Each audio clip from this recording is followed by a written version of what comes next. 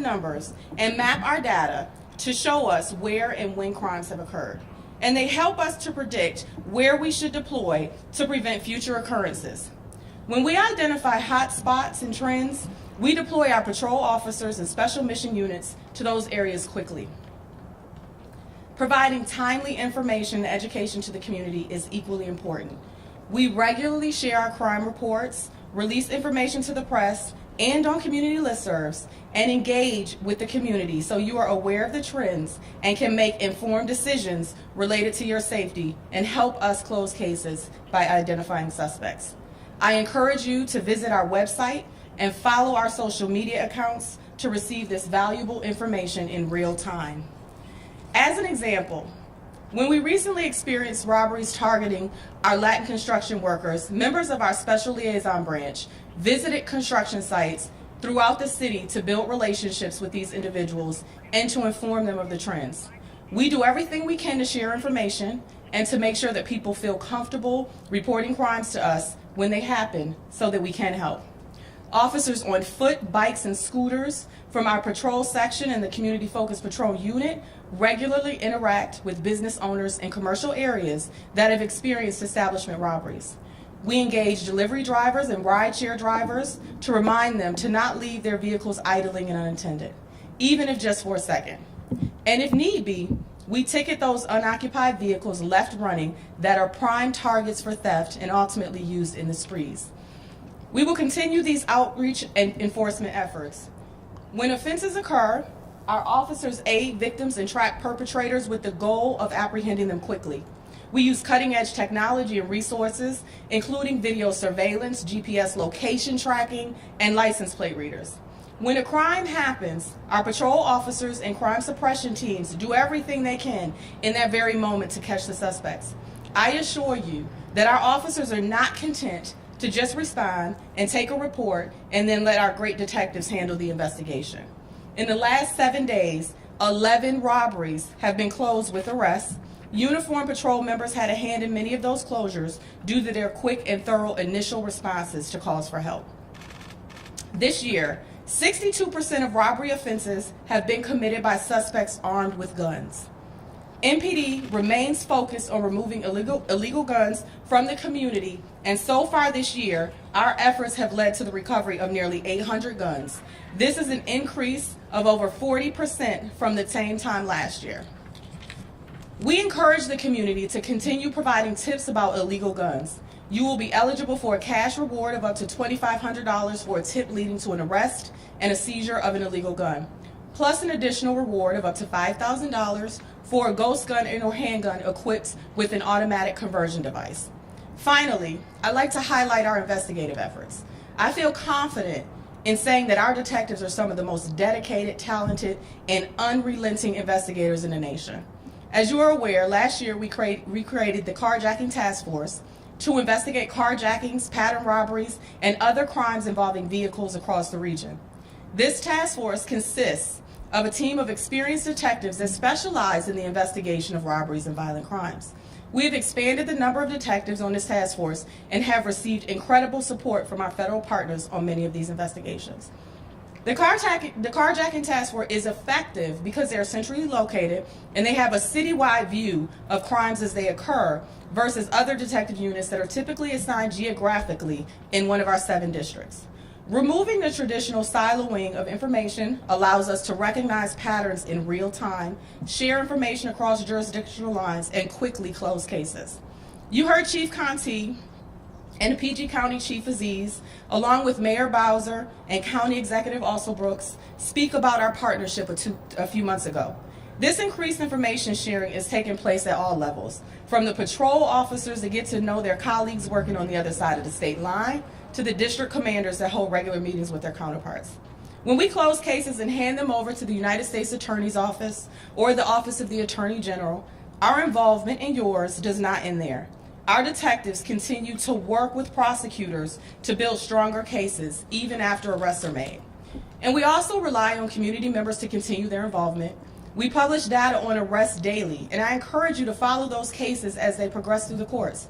I also encourage those willing to provide impact statements to the courts to help illustrate the harm that these offenses cause, not only for the individual victims, but for also the community at large. We know that a very small percentage of the population commits a majority of the crime. This makes it that much more important for us as a justice system and as a community to ensure that our focus remains on holding repeat violent offenders accountable. I'm about to share some information on a few highly publicized cases that occurred earlier in the week in which dogs were stolen during robberies. In the last 2 days, thousands of messages, tweets, emails, and news stories have been shared about these two cases. That level of support and community engagement helps us close cases, and I ask the community to bring that same level of determination in helping us to close all cases. Over the course of the last 48 hours, detectives on the Carjacking Task Force, and we have some of them here today, worked tirelessly to investigate a violent crime spree that occurred during a 1-hour period in the afternoon of Wednesday, April 13th. In the first case, the victim was walking his dog in the 5400 block of Kansas Avenue Northwest at approximately 3:45 p.m. Armed suspects arrived in a vehicle and announced a robbery. They stole personal property and the victim's dog, a French bulldog named Bruno. Approximately 45 minutes later, in the 2000 block of 8th Street Northwest, armed suspects approached the victim and robbed him of his personal property and his dog, an Australian Shepherd named Pablo. Approximately 10 minutes later, in the 2100 block of 4th Street Northeast, occupants of a vehicle shot 2 men in the block before fleeing the scene. Less than 10 minutes after this shooting, the suspects committed another armed robbery in the 1300 block of 2nd Street Northeast. The lookout for the suspect vehicle was shared with officers across the city, and in less than 1 hour, 2 of our astute patrol officers in the 5th District located the vehicle. Investigators from the Carjacking Task Force focused their investigation on a residence nearby to where the vehicle was recovered. Without disclosing their specific investigative techniques, I can say that they were able to establish probable cause to search this resident for firearms-related evidence. Last night, around 8 p.m., members of the Carjacking Task Force, with the assistance from our Violent Crime Suppression Division and the 1st District Crime Suppression Team, executed a search warrant at a residence in the 1200 block of 18th Place Northeast. Immediately upon entering the residence, our investigators found Pablo, the stolen Australian Shepherd, in the living room. During a search of the residence, investigators also located 2 firearms, a .45 caliber pistol and an AR-15 style rifle. Drugs, over 100 rounds of ammunition, and other evidence was also seized from this location. 7 subjects, 4 adults and 3 juveniles, located inside the residence were arrested for receiving stolen property, Pablo, and for those charges related to the firearm and drug evidence found within the residence. In addition, one of the juveniles, a 15-year-old of Landon, Maryland, was also charged with 3 armed carjacking offenses that occurred during a spree the day before on April 12th. At this time, detectives are continuing their efforts to piece together the evidence collected over the last 48 hours. In consultation with our prosecutors, additional charges may be placed on these offenders. Detectives were still at the residence early this AM, so it is very early in the investigation, and we will provide additional details as they become available.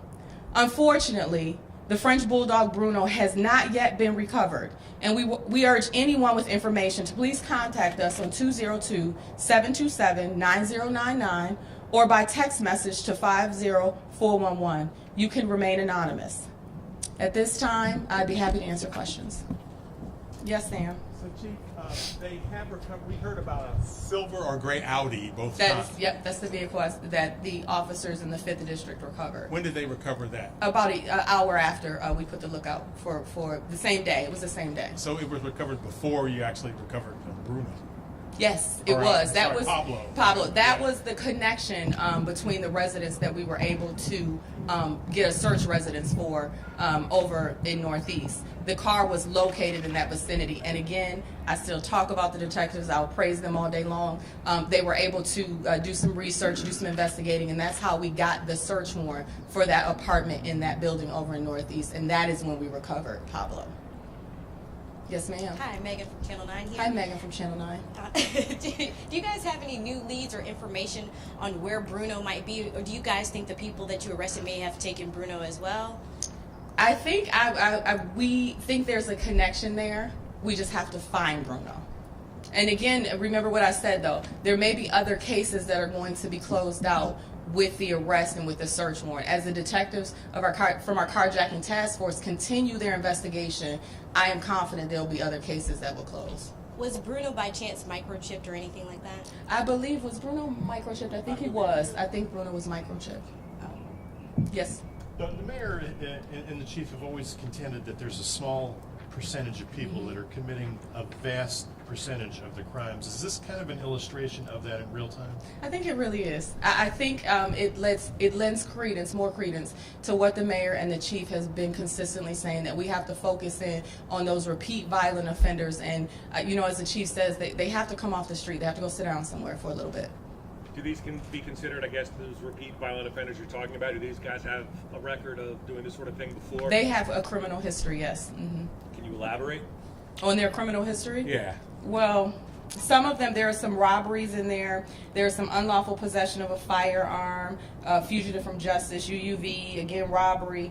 So, yes, we do have a history. Mm-hmm. Was the Audi that was used on April 14th one of the 3 vehicles that was carjacked the day before? That was a jump. Was that a jump-in? I believe that was a jump-in vehicle. It was a stolen automobile. Yeah. Not one of the ones It was from, not carjacked. but not one of the ones from before. Okay. No, it wasn't a carjacked vehicle. Do you know where the jump-in occurred? Go ahead. Uniblock of Rhode Island, Northeast. You know Yeah. when? I don't know the Okay. exact I date. want to think it might have been the day before. could It have was been. very recent. It was very recent.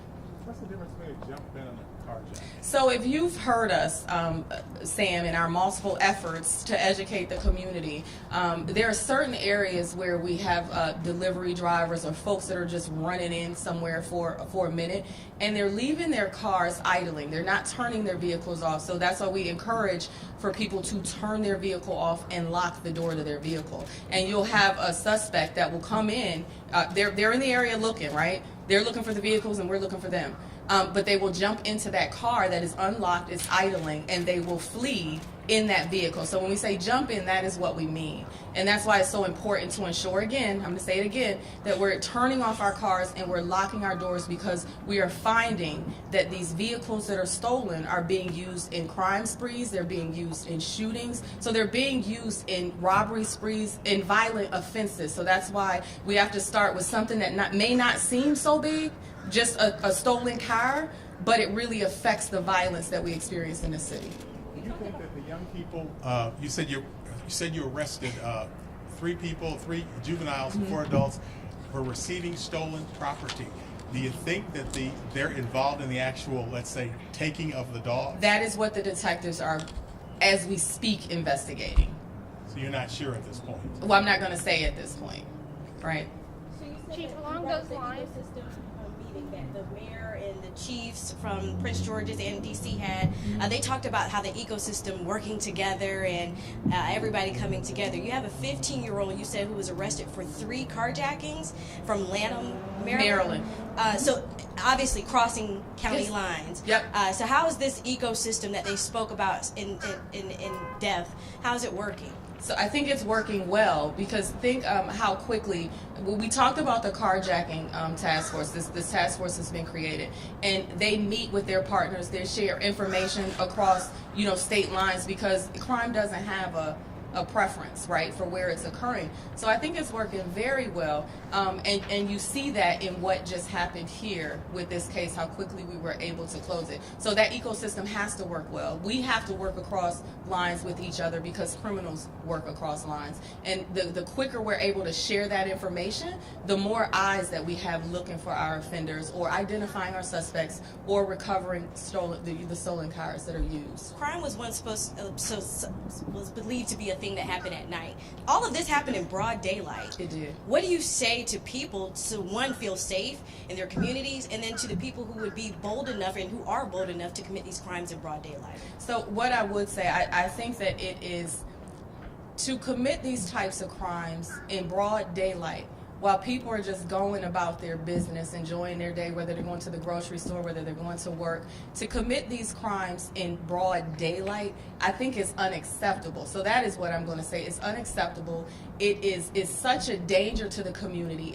It's thoughtless. It is folks aren't thinking of the consequence of what their actions look like. And we should be, I tell everyone, my 7-year-old's in there with me now. I live in the district, and I should be able to walk down the street with my kid just like they should be able to walk down the street and walk their dog. That's their baby right there, right? And so, it's frustrating to see people intrude so carelessly and us just living our lives, right? And so we really have to, that's why we have to maintain our focus. We have to, I'm going to say this, when the mayor asked in the budget for the increases, we really need to get those things funded. We need to get more officers. You guys have been working, 48 hours, probably at least 48, 50, 60 hours on this. They have families too, and they need to be able to go home, right? But if there's a hot case, they're going to stay. But that's why I think we need to go ahead. We have to fund what the ask is, because we cannot tolerate in any way, shape, or form having this type of activity in our city, but much less during our day when we're populated. Could you speak to the relief that you all felt when you realized that Pablo was safe? And also, if I could, just ask briefly about the 2 bodies that were found in the Potomac River, if there have been any updates into that investigation? So the relief that the officers felt, or the relief that... that you guys, having worked so hard. We had also spoken with Rick and Abby about their relief. So the officers, and I said it earlier, between our patrol officers, our detectives, our professional staff, the individuals that work at the Metropolitan Police Department are extremely committed, right? We don't want to see anyone hurt. We don't want to see anyone lose their dog. So there is a sense of relief, and I'm sure that there is a sense of job well done, and we're happy that we're able to bring that closure. So I can only imagine what that felt like when they went through that door and they saw Pablo sitting there in that moment. I'm assuming that they were very excited. How'd you guys feel? They were. Yes, they were. Hi, Chief. And then the Potomac River bodies. Okay, we'll come right back to that. Yes, ma'am. Channel 5. A couple questions on the suspects here. So the oldest appears to be 31, youngest appears to be 14. Can you tell us any more about their relationship? Do they know one another? Is there someone directing operations here? And with the location, do you believe something was being directed out of that location? Well, remember when I told you that the investigation is ongoing? They're investigating right now, and I'm sure those are questions that will be asked as we're debriefing the suspects if they talk to us, or as we progress in this investigation, we'll figure that out. What that connection looks like and how they all came together. And again, we'll provide some more information once we know it. Has that location ever been investigated before for similar activity? You said similar activity? Any activity really. But Yeah. I don't have that information necessarily. Yeah, we don't have that information, but that will, as we progress in this investigation, we'll figure that out. And then I know you talked about the issue, especially U Street corridor stores and everything, in terms of people leaving their vehicles on and leaving cars running. But with the task force operating for a year now, is there any more you could say to what is driving all of these carjackings in the area, especially with the increase in juveniles participating in this? Well, I think that is what we talk about, and what we've been consistently talking about is the behavior that our juveniles are engaged in. It's not fun. It's not funny.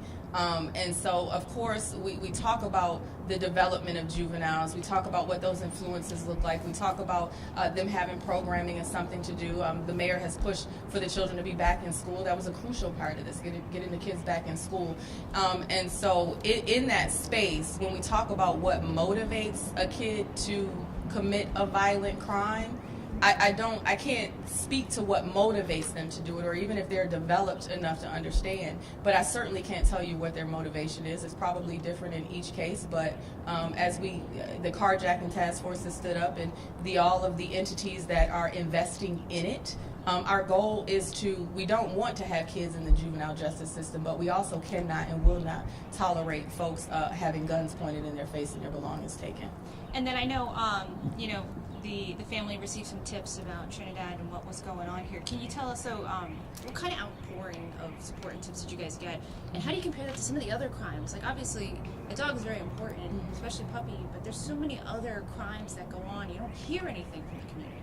So what I asked in that space, and I said it in my remarks, right? There were thousands on top of thousands stories that were retweeted. They were, this really went viral, right? We want that same energy. We asked for that same energy when, like you said, when we had a 15-year-old, that was murdered on Monday night. And so we asked for that same energy from the community to contact us and share information. Let us know what you saw. Do you have any video? What do you think? So to your point, it was great in this case, but we would love to and we need to see that in all of our cases. And our community safety, it's an issue. Our community safety depends on that. What about the shooting victim, excuse me? Can you say any more about that investigation? They're not charged in the shooting, any of the group here, and how... Are you talking about the young man, Mr. Jackson, that I'm talking about? No, I'm sorry. I'm talking about two people shot in this crime spree. Oh, what is their condition? What is their condition, and is there any update to whether they will be faced or charged with that shooting? With this ADW, with this assault with a dangerous weapon. So the two individuals that were shot, they were not life-threatening injuries, so they will recover in that space. Did we close?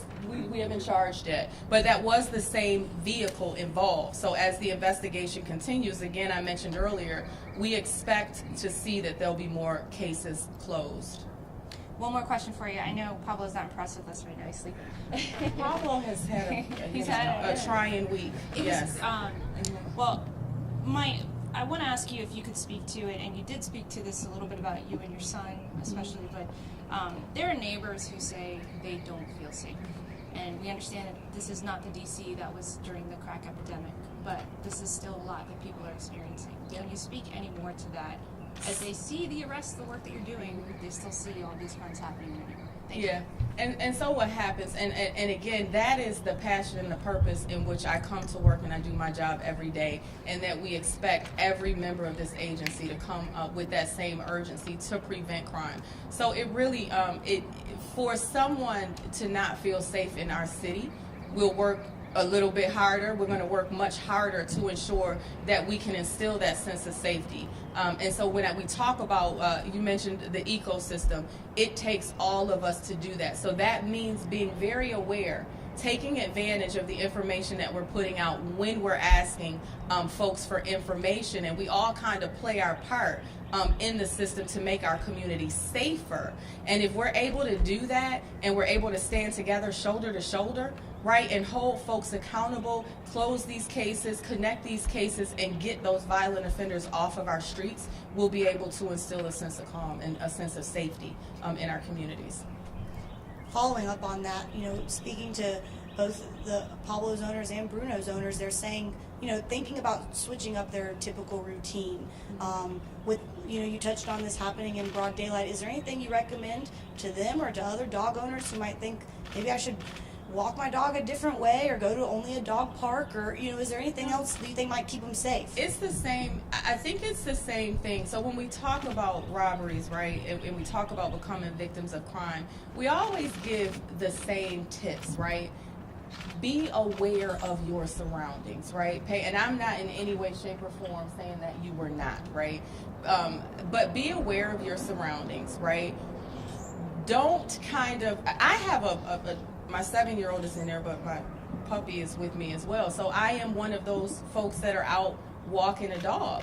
And so I am very conscientious because I'm very aware, of what the possibilities are to ensure that I kind of keep my head on a swivel. I'm not looking down at my phone. I'm walking with a purpose, trying to get to where I need to get to. And so just kind of moving yourself out of those, out of that space where we're not cognizant of what is going on around us. And if something does happen, make sure that you kind of take in what is going on so that you can be a good witness. Right, we need a good witness. So take in what you're seeing. What do they look like? What are they wearing? That makes it that gives us a better chance. I talked about those patrol officers that responded, and because of the way that they responded to some of those things, they were able to make those closures on scene. versus kind of the investigative process leading us to the suspect. And that is due to we're able to get good video, we're able to get good pictures, our response time, all of those things. So those are some of the things that we ask folks to do as they go about their day. And sometimes I'm guilty of it too when I'm walking my dog, and I have to remember to put my phone back in my pocket. And following that, some people have said, you know, they might try to call somebody's bluff or whatever because they wouldn't want to give their dog up. What do you say to those people who, what do they do when they are faced with that? So it's a decision that an individual makes in the moment. But we always say you don't have to, but we prefer that you comply with what it is that person is asking you to do in that moment, so that we can, it's just, if there were guns involved, right? We don't want to run the risk of, someone getting shot, killed, maimed, whatever that looks like, when we know that we're coming right behind and we're going to put our best foot forward to making sure that we're getting the dog back, we're getting, the property back, whatever that looks like, we're going to come and we're going to put our best foot forward to get that back for you. You know what I mean? Yeah, makes sense? All right. It seems like the youngest person involved with all these people committed the most harshest of the crimes. Do you think that needs to go back to, there needs to be maybe tougher punishments? I know you said you don't want to criminalize young people, because that could follow them for the rest of their lives, but does there need to be tougher punishments for people who are younger when they commit these types of crimes? And what I'm saying is, right, they have to, and the chief has said it, they have to come, whatever that help is that they need, right, depending on the age, kind of what's going on, because we want to rehabilitate, right? And no, that is what should be in place for those young folks that are going out putting guns in people's faces and taking cars. They shouldn't even be driving, much less taking a car, right? So I don't think anyone is advocating that they go to jail for the rest of their life, right? But they should go someplace where they can get the help and the services that they need so that they can become a productive member of society, right? We have those investments that are being made. They just can't be back on the street to do it again to someone else. Because keep in mind, what did I say? There were 3. That's that we know right now. That's what we have right now. Our great detectives are going to they're going to go in through all the cases, and there might be more. Right? Chief, you hit it a few times that you expect more arrests in connection with this, that you're following up more stuff. How much bigger could this network of guys who are doing these kind of crimes be, and those that are still out there right now, how comfortable should they feel that they're going to be able to stay out there for a little while and keep doing what they're doing? Well, I won't say that it's a network, because remember when we talk about a spree, that can be one person. Think about the time frame that I laid out for you over that 1 hour period. That could have been one person doing that, right? So we have those circumstances, and we've had those situations where we have one person committing multiple offenses quickly, right? So in that space, how comfortable should they feel to continue to be out in the street committing this crime? Should they be comfortable at all? No, because our task force is on it, and our patrol members. But are you close to making more arrests in connection with this, and maybe how many more people do you think could be connected in one way or another? I don't have that estimation. Again, I said it earlier, we have to continue on with this investigation and see where it leads us. On the criminal code, does it help police if carjacking is folded under into robbery? I'm sorry? On the criminal code proposals, the changes proposed, Does it help police if carjacking is folded under robbery? Well, they are. They're the same. Carjacking is under robbery, and I believe that But they would do away with carjacking, right? I'm sorry? The proposal is to do away with carjacking and include that under robbery. So your question is, does it Does it help police? Does that help police? I don't think so, because the sentence is still, the time that you're facing, I feel like is still similar, right? It would depend on the sentence. Yeah, it would depend on what the sentences are calling for, what those guidelines look like. And I don't have that in front of me right now. Anything else? The bodies. The bodies.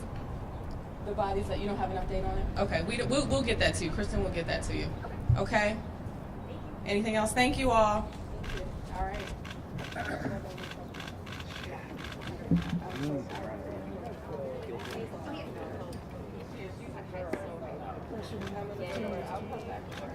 Hey, quantity has its own.